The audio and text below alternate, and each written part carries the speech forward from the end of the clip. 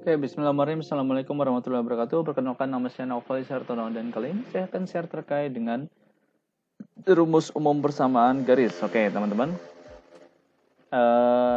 Di sini saya hanya akan membahas terkait dengan rumus umum persamaan garis melalui parameternya dan bagaimana menghitung titik tembus dari garis ke bidang, gitu ya. Jadi ini adalah video kedua dari seri terkait dengan materi garis. Jadi ada 3 video. Jadi video pertama kemarin nanti saya berikan linknya di sini.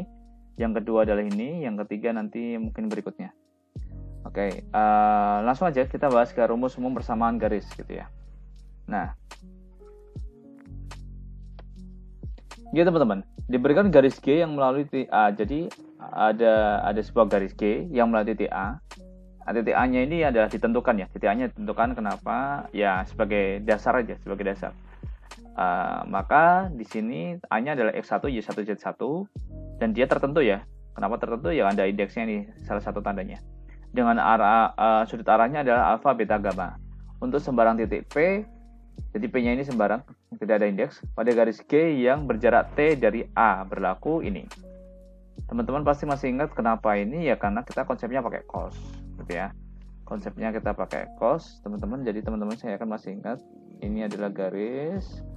Ini juga garisnya. Nah, taruhlah saya pakai yang alfa aja deh, nyari yang X ya. Nyari yang X. Berarti kan ini adalah X1 min. Berarti ini kan jaraknya adalah X min X1. Maka untuk mencari panjangnya X min X1, maka adalah, atau gini, gampangannya adalah cos alpha. Cos alpha sama dengan X min X1 per T. Maka X min X1 sama dengan T cos alpha gitu, dan seterusnya. Jadi seterusnya gitu. Oke. Atau dapat ditulis seperti ini. Dapat ditulis seperti ini. Juga dapat ditulis seperti ini. Jadi cos alfanya itu diubah dalam bentuk bilangan arah A, cos betanya B, cos gamanya C. Oke. Jadi intinya gini teman-teman, untuk membuat sebuah garis tentukan sebuah titik pangkal. Titik pangkalnya harus ditentukan ya. Ambil sebarang titik pangkal, titik dari garis tersebut, ambil sebarang, anggap aja ini sebagai titik pangkalnya. Kalau udah, habis itu untuk membuat jadi diberikan sebuah titik ya, titik untuk membuat garis. Maka untuk membuat garis itu diperlukan arahnya kemana, habis itu parameter dari titik tersebut. Oke, parameter. Jadi dia titik itu kan ada himpunan titik-titik, maka dia perlukan titik-titik banyak sekali. Nah, pergerakan titik ini ada ditentukan oleh dua hal, arah dan parameter. Gitu, arah dan parameter. Gitu. Parameternya tetap. Parameternya semuanya sama. Yang beda arahnya ini aja. Oke, membedakan bilangan arahnya ini yang beda. Oke. Nah, ketika dia berangkat dari origin, maka ininya hilang. Tinggal ini aja.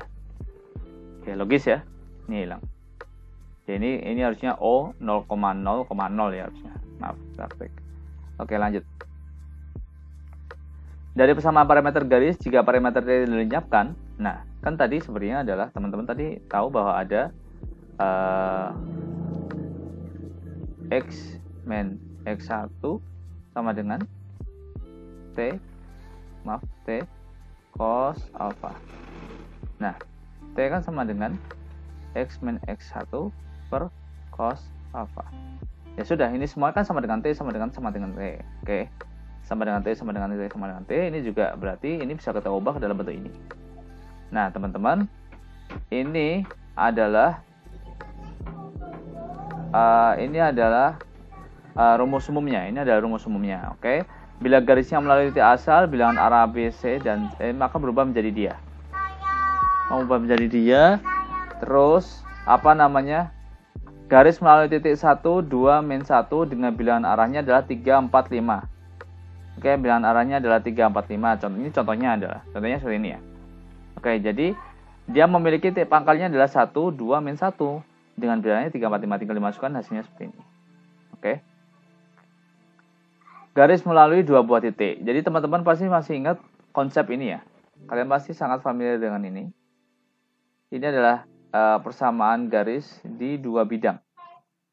Nah, konsep ini juga bisa di-expand menjadi ditambahkan pada Z-nya, karena ini kita ngomongin di bidang 3, ruang 3. Contohnya adalah seperti ini, hasilnya dia. Clear ya? Sangat clear. Oke, ini yang serius. Kita berikutnya akan bahas garis dan bidang. Nah, bagaimana posisi garis dan bidang? Misalnya diberikan sebuah garis dan sebuah bidang. Nah, garisnya seperti ini. Dikatakan ada 3, yaitu ketika sejajar, tegak lurus, dan berimpit. Nah, ketika sejajar, maka dia kondisinya bilangan arahnya akan didotkan seperti ini. Kalian kalau belajar masa analisis vektor, maka teman-teman ingat bahwa ini ciri-ciri ketika vektornya saling tegak lurus. Nah, sekarang kita bahas ya. Kita bahas di sini GeoGebra. Nah, misal diberikan sebuah bidang. Saya ambil titik sembarang di 2 misal. Habis itu saya membuat bidang yang sejajar. Ini dengan dia. Oke. Nah, lalu saya membuat garis. Saya membuat vektor yang ini. Teman-teman masih ingat bahwa ada namanya vektor normal atau garis garis normalnya. Garis normal atau vektor normal itu adalah vektor yang tegak lurus terhadap bidang, yang yang dimaksud ini, bidang ini yang dimaksud, yang tegak lurus terhadap bidang, dan dia berangkat dari origin. Oke, berangkat dari origin. Ini vektor ini ya, berangkat dari origin. Jadi dia harus tegak lurus dia dan berangkat dari origin. Oke. Berikutnya kita punya garis. Garisnya anggap aja sumbu Y ini. Sumbu Z ini adalah garisnya. Sumbu Z ini adalah garisnya. Nah, dia akan tegak lurus terhadap bidang ini. Dia tegak lurus terhadap bidang ini. Maka kalau kalian perhatikan, ketika dia sejajar, jadi maaf, kita bahasnya yang sejajar dulu aja ya. Kita bahasnya sejajar dulu. Berarti kalau misalnya kita bahas sejajar, saya bikin dulu garisnya. Garisnya misalnya A, saya berangkat dari 2 buah titik, misalnya 211, B misalnya 311. Oke. Oh maaf.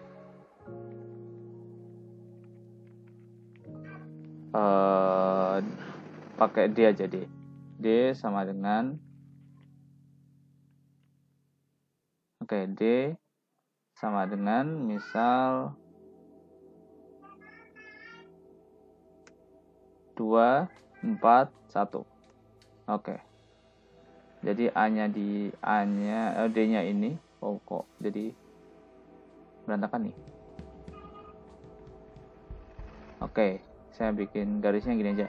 Saya ulangi. B sama dengan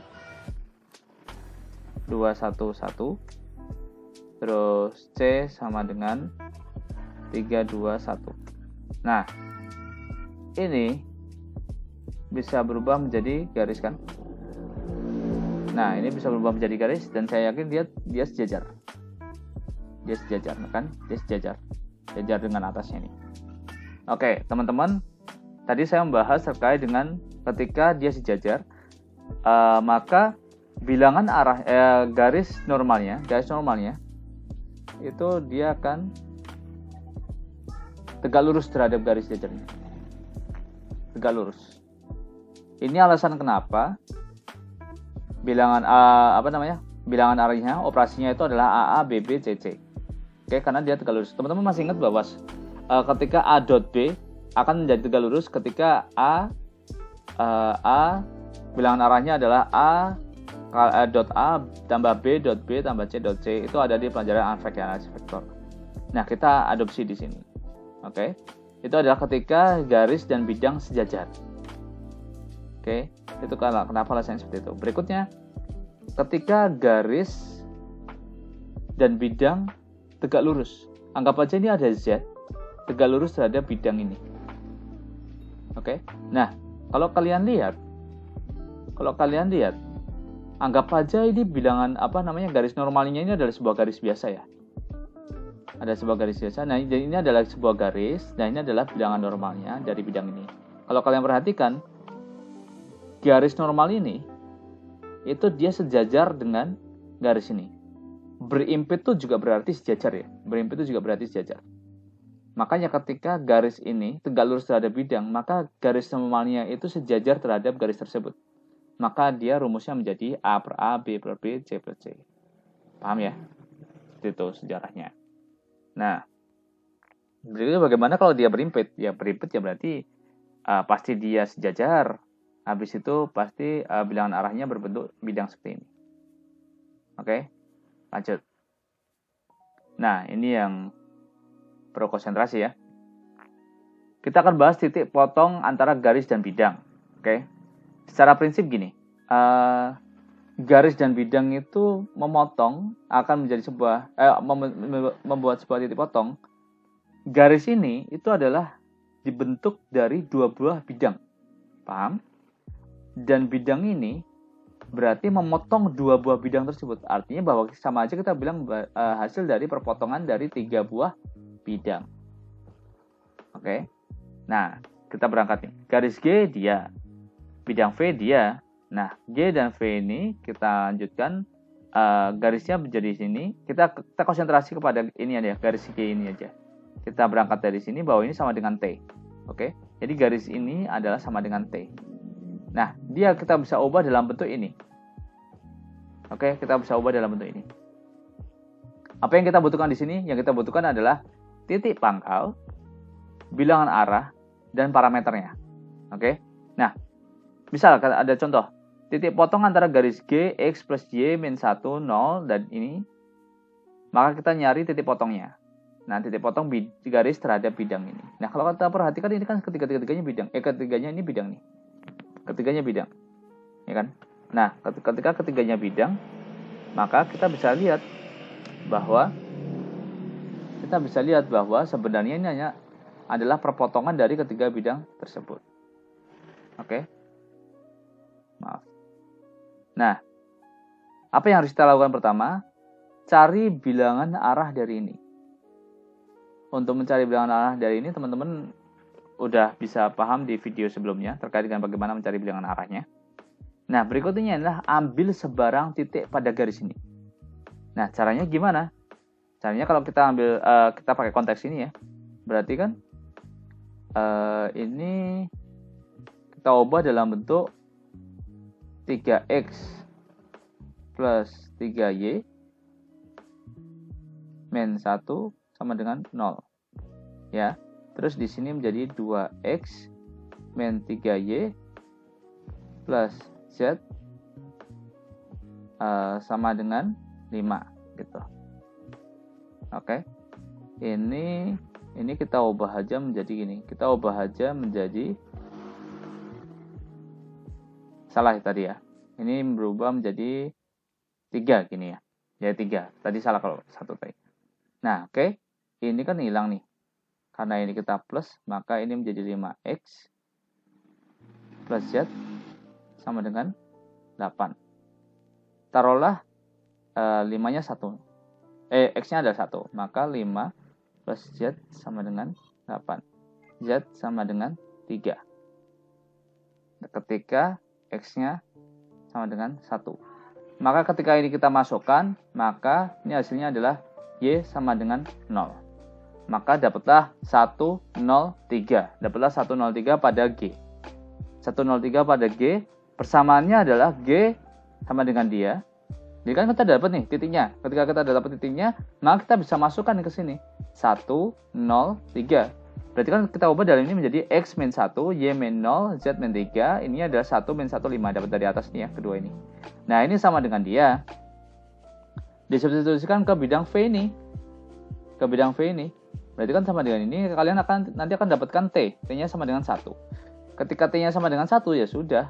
Dimasukkan lagi. Dari T1 disubstitusi ke persamaan garis, maka didapatkan X-nya sama dengan 2, Y-nya sama dengan 1, dan Z-nya sama dengan min 2. Ketika Z sama dengan min 2, maka titik potongnya adalah T2 min 1 min 2. Oke, teman-teman. Ini adalah slide terakhir untuk video kali ini. Nanti saya minta silakan besok kalian bisa maju dengan membuat soal sendiri dari ini ya, membuat soal sendiri dari ini seperti ini. Oke. Terima kasih. Sebelumnya wassalamualaikum warahmatullahi wabarakatuh.